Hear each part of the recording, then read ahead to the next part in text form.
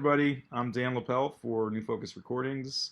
Very happy to be joined by Marti Epstein to chat a little bit about her recent release, Nebraska Impromptu. How's it going, Marty? It's going fine. Great. I know Great. you've been traveling a lot, so appreciate you taking the time to chat about the record a little bit. And this came out on April 22nd, which was about a week ago, and I unfortunately I won the COVID lottery that week, so Oh no. but I'm fine now. So I think it would have been distracting to try to have a chat with me last Oh week. yeah. Yeah. I had it in February, so I Uh, I yeah, can empathize. yeah. Well, it was bound to happen eventually. So Absolutely. cool. So, do you want to give some background on this project in general? Obviously, it features your chamber music with clarinet, wonderful performances by Ronnie Moore and Windsor Music. Yeah. Um, Well, the genesis of this project is that Ronnie and I have worked together a lot. She's played a lot of my music, and I feel so fortunate because she's such an amazing clarinetist. And this is every composer's dream, to have a musician of that caliber champion your music. And one time we were at a concert and I said, "Hey, would you ever maybe want to record an album of my clarinet chamber music?" And her immediate response was, "Oh, and we could do your bass clarinet chamber music too, and we could have a 2 CD album," and on and on and on. Um, that was about 5 years ago. And we got together, we decided not to do the two CD set. Um, and we got together for lunch and hashed out who the performers would be. And I asked her to sort of handpick everyone, but they were all people I would have chosen anyway. um, and we talked about we talked about the venues that she likes to play in. We talked about recording engineers, and at that time Jeff Means had just started doing some recording. And I, without really knowing that much about his recording skill, I decided he would be great because he just has incredible ears anyway. And so that was the genesis of the project. That was 5 years ago. We got everyone on board to do it. I contacted you, and we were set to start thinking about recording, and then COVID happened. And so that, as with so many other projects, that completely derailed everything.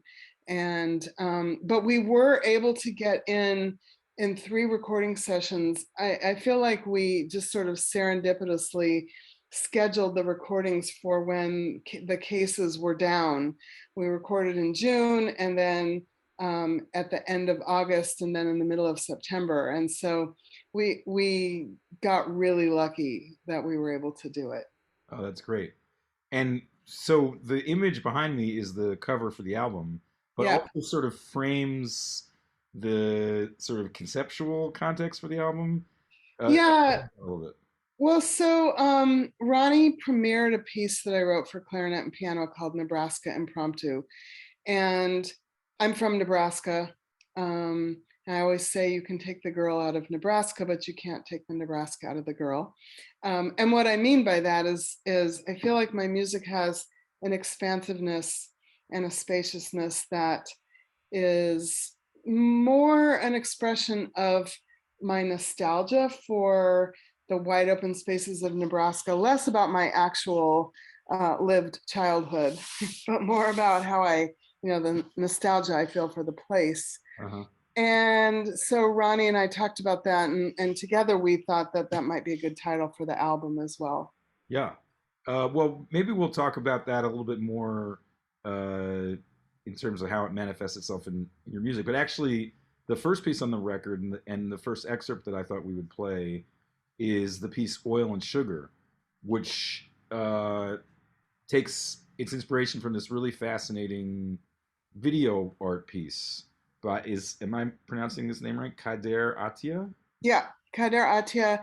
He lives in France. He's now I can't remember his nationality. He's Middle Eastern, but I don't remember the country he's from. But this is a piece, it's a video that I saw at the Institute of Contemporary Art in Boston, and it's a stack of sugar cubes on a silver tray, and he poured motor oil on the sugar cubes.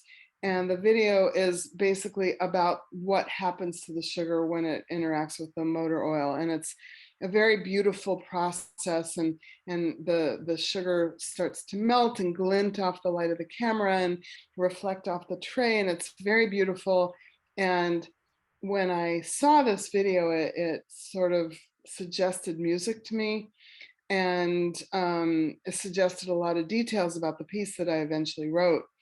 The video has some political meaning that I didn't know at the time and isn't really what my piece is about, but it is interesting. It's about the colonization of oil-rich countries and sugar-rich countries and things like that. So it's, and all of his work is like that, I think. But I was just reacting to the actual visual image of Yeah, the sugar melting. and the process of the two sort of materials interacting with each other. Let's Yeah. watch a little bit of that ripped off of YouTube. Okay.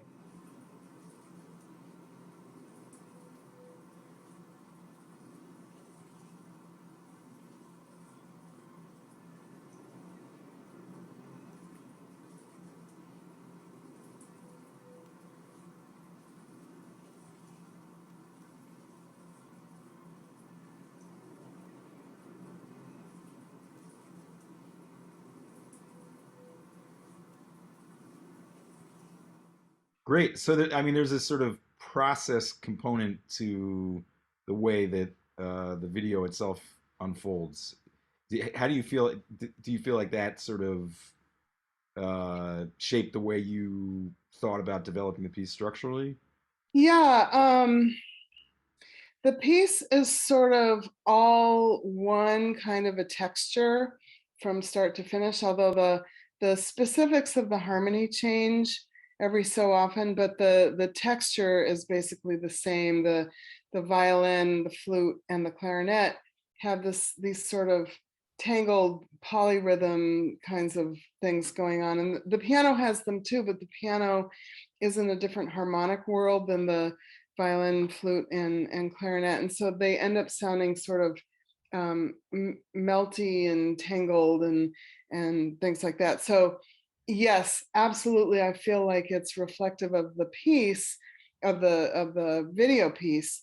Then at the end of my piece, there's this place where everybody sort of plays these tremolos. That's the only thing. It's the only new thing that happens in the piece, and it happens right at the end. And without being too literal, I sort of imagine that being when the sugar cubes just actually all slump down in, and All right. they're not recognizable as sugar anymore. Interesting. Have you ever done a performance where the video was projected? I haven't, and I actually sent him um, a copy of one of the recordings of the piece. Just, Yeah. I found his information on his website, and he wrote me back and said, "Thank you very much for sending this." I was sort of hoping he would say, "Oh, I'd love to have your music playing," Right. because they're about the same length, actually. Yeah. Right. Right.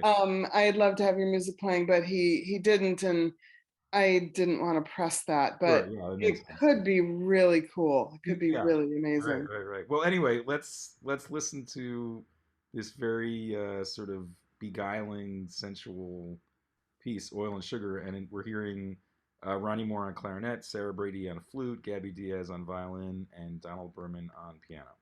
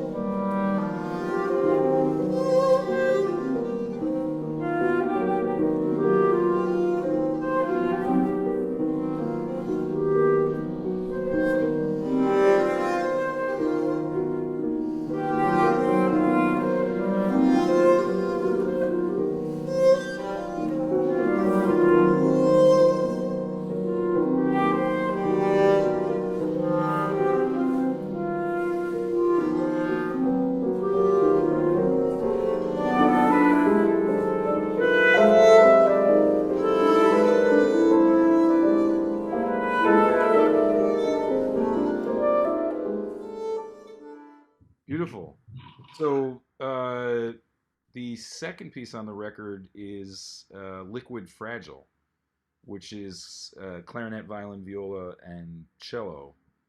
One of the things that really struck me about this piece is the way you set these phrases off with silence, as if to sort of create like many frames. Uh, like there's sort of it's like artworks inside the artwork.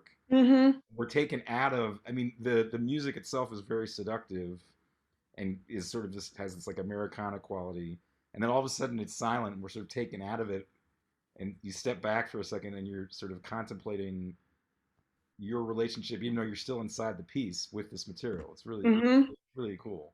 Yeah, that's exactly the intention I wanted. And, unlike John Cage, who wrote a silent piece that isn't really supposed to be silent, Right. as you know, in my piece, I love the fact that it's now recorded because I really did want actual silence in those places. And that never happens in a concert, Right. Right. especially, in a concert where everyone's thinking, why is there so much space Right. there?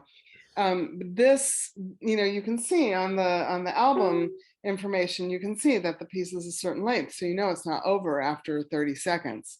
Yeah. um and yeah, I like that aspect of the silence, creating a sense of waiting and creating a sense of, wait, what is going to happen next? And the silences, I don't know if this is readily apparent, but they get progressively shorter Right. as the Yeah. piece Yeah. moves along. Yeah. I did notice that. I mean, the first time that I sat down to listen to it, and it's sort of like I'm hearing the first phrase. I'm like, oh, okay, I sort of understand the world I'm in. And then all of a sudden, it's silent, and then it's still silent and still silent. And I'm like, oh, I guess there's something wrong with like my computer, so that was like it's sort of cool. And then sort of realizing, oh, okay, this is sort of part of the Yeah, sort of conceit of the piece was very yeah, cool. yeah. So great. Well, let's listen to some of that and like from the earlier part of the piece, so we can get a sense for how those silences are shaping things.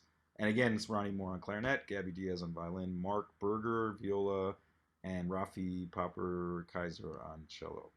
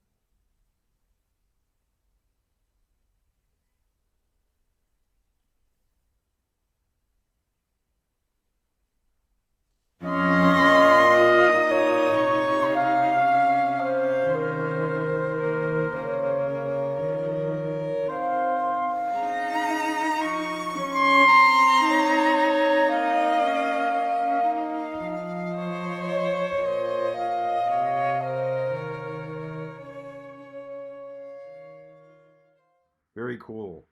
What's the backstory of the title for Liquid Fragile? I was mailing something, and the post office employee asked me, is there anything liquid, fragile, or perishable in Oh, this package? And I said, that might make an interesting title for a piece. So I left off the perishable. I just liked liquid, fragile. And I guess to be, or without being too literal, the opening phrase that you hear is kind of liquid to me. And yeah. then the silence makes the whole thing very fragile. Right. So I Yeah. guess you could be literal in that way. Yeah. Totally. Yeah. That's very cool. Great. So then the final piece on the album is actually also the longest by a long shot. And It's the oldest, and the too. oldest. Cool. Right. It's 27 and a half minutes. So more than half as long as even the longest, even Liquid Fragile. Hmm. Um, Maybe give us some sort of content. Obviously, structurally, that this thing has to sort of cast such a wide trajectory. So, Yeah, this piece is it's called See Even Night, and it's you know, I intended it to be like roughly a half an hour long, so it's, you know, it's approaching that. Up to this point, it was the longest piece I had ever written, mm, longest single movement piece I had ever written. And it began my interest in trying to write pieces that were on the longer side. Since then, I've written several pieces that are 40, 45, even 50 minutes long. And I want to, at some point, be able to write something that's even longer than that. That's kind of my comfort zone in a way. But with this piece, I had never done anything like that before. So I was very focused on the objects, the sound objects that are in the piece, and if some would repeat and if some wouldn't repeat, and if some repeated, I didn't want them to repeat exactly. And so how would they be changed? And you know, I hesitate to say this because I don't want people to draw comparisons that aren't there.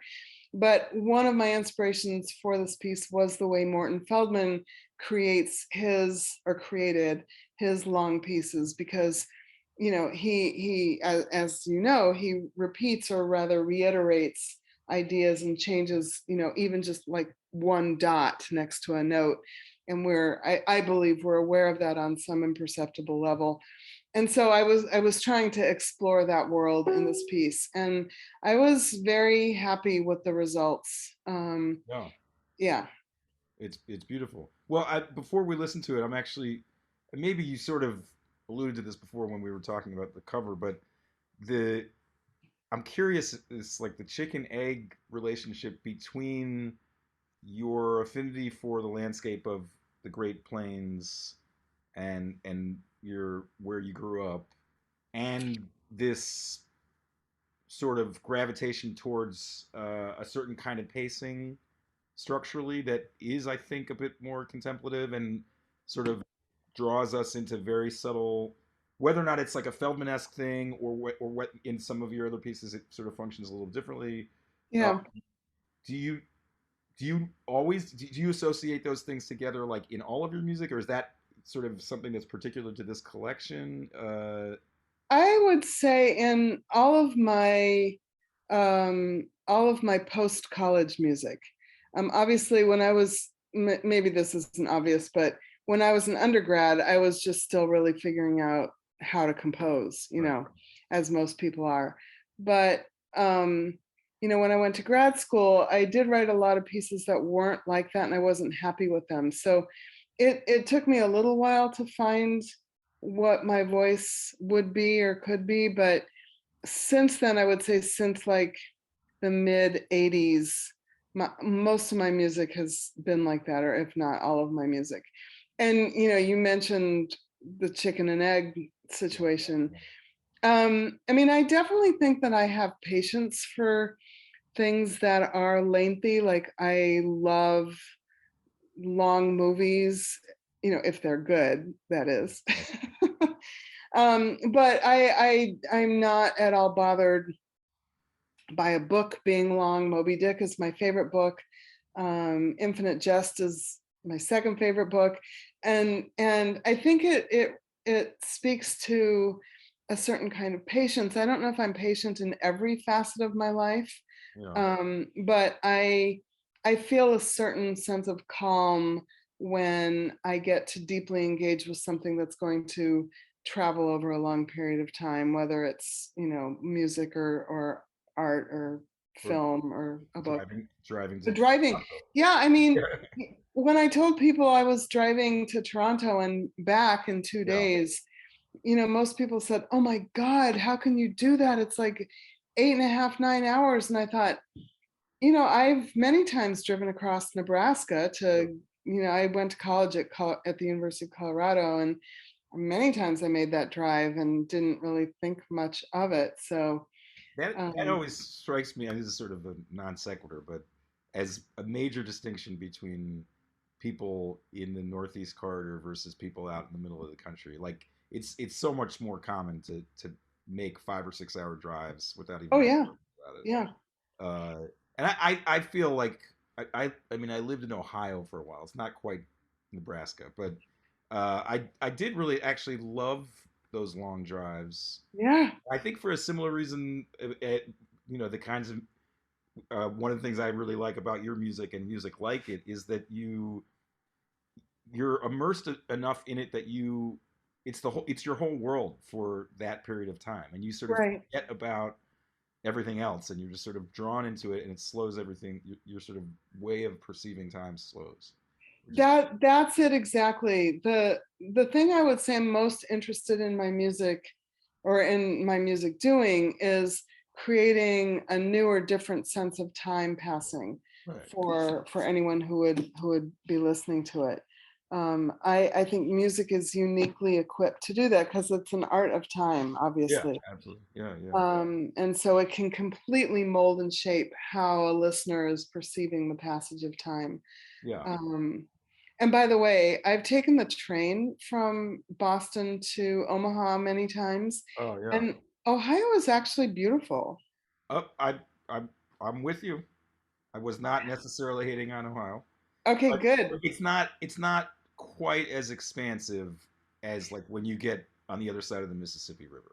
That's true, but so I like to take a lot of pictures when Yeah. I'm on the train. I like to take a lot of pictures anyway. And one of my absolute most beautiful photographs that I've taken from the train is sunrise. I don't remember where we were in Ohio, but we were in Ohio and we were passing some lake or something, and just the reflection of the sun and the lake and it's a magical Yeah. photograph, and it was in Ohio. So Okay. Well, yeah. No, I mean, there's many, many beautiful, and Western Ohio particularly is really pretty sort of vast, mhm, and it feels like big sky country in a way, you know. yeah, yeah, Um, cool. Well, yeah, I think this idea of temporality really feels. Sometimes this is another sort of non sequitur, but sometimes I feel like we got our terms wrong when we talk about sort of minimalist music, for instance. Temporally, Feldman seems like minimalist music, you mhm, know, and obviously something denser, maybe Carter or Furnio would be like maximalist music, but mhm. Reich is not particularly minimal in terms of like material. No, Maybe minimal in terms of like process in a way, but even that, it always just seemed like an awkward term, you know? exactly, exactly. I feel like Lamont Young was really the first and only true minimalist in a Yeah, way. that's yeah. Well, impressionism was also bad, so I guess we're just bad at getting isms. Yeah, I mean, serialism, what does that even Yeah, mean? yeah, yeah. Right, right. Yeah, Impressionist composers really should have been surrealist composers, exactly. right? Like Yeah, dream states and nocturnal imagery and whatever. yeah, exactly. Anyway, cool. All that is to say, let's hear some of this wonderful, expansive final piece on the record, "See Even Night." Ronnie Morgan on clarinet, Mark Berger on viola, and now we have John McDonald on piano.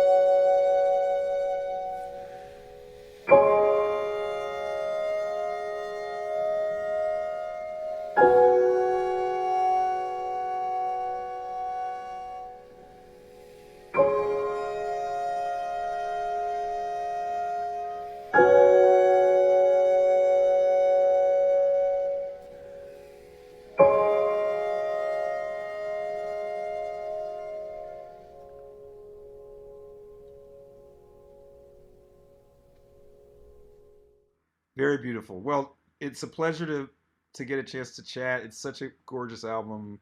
The recording fidelity, the performances, and obviously the compositions are just really wonderful. So, Thank you. encourage everybody to take a listen. It's Nebraska Impromptu, Marti Epstein, FCR324.